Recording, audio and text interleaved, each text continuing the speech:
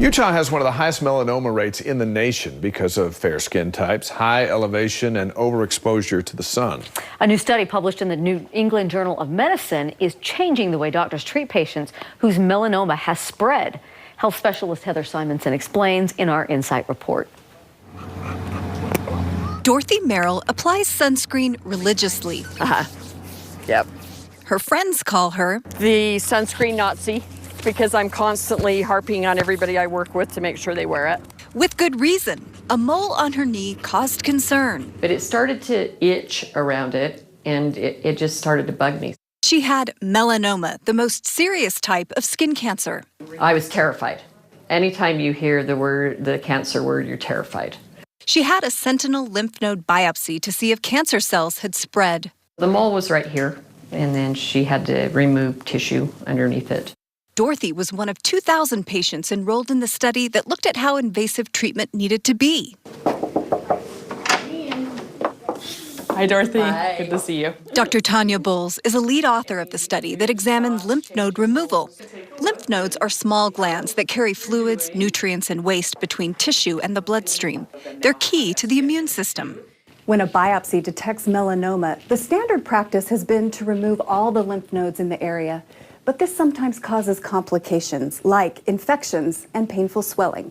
That swelling can be life-limiting, meaning the clothes you wear change, the activities you do may change based on that swelling. To test the standard of care, one group in the study had all the lymph nodes in the area removed. Have you noticed any changes in your skin since I saw you last? Dorothy was in the other group that had ultrasounds of lymph nodes instead of more surgery, which means she can continue her active lifestyle. I love to camp and fish and hang out at the beach. Researchers found any advantage associated with removing all the lymph nodes closest to the melanoma is too small to justify the complications patients may suffer. The survival in the group that had all of their lymph nodes removed was the same as the survival in those that had their lymph nodes left in.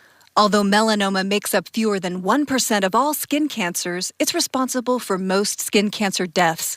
Roughly 87,000 new cases of invasive melanoma are diagnosed in the United States each year.